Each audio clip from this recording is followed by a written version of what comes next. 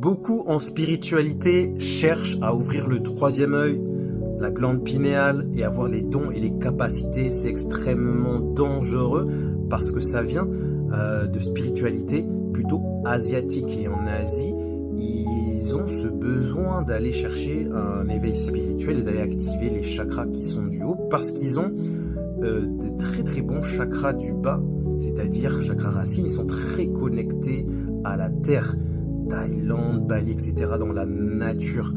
Ils ont une connexion au sacré, deuxième chakra, qui est très très très présente. Vers tous les temples qu'il y a. Ils font les cérémonies, ils ont des hôtels aux ancêtres, ils font des offrandes, ils sont très connectés au sacré.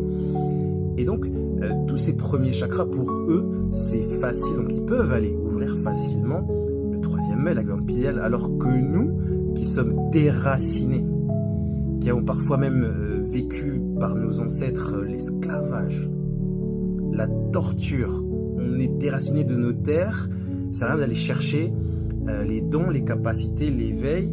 On doit déjà commencer par les premiers chakras du bas, la connexion à la terre, l'ancrage, la maîtrise de la matière, la maîtrise du business, la maîtrise de l'argent, la connexion au sacré. C'est quoi les rituels sacrés que tu fais dans ta journée? Est-ce que tu as les rituels du lever du soleil? Est-ce que tu as les rituels de manifestation, les rituels de protection, les rituels d'activation des ancêtres? On n'a plus de connexion au sacré et les religions essayent, mais c'est pas ça. Nous, on doit être connecté à la mat, à l'éveil matique, c'est important. Donc, pour nous, l'éveil spirituel doit être fait différemment.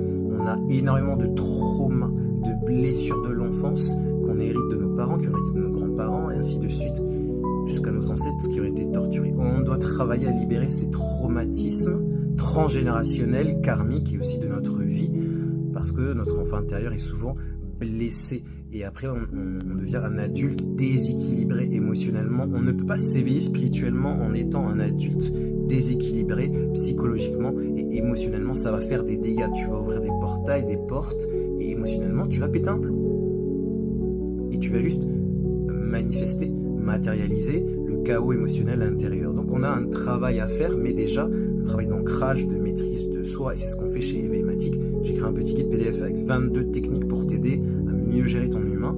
Va dans le lien qui est en bio, télécharge-le et abonne-toi.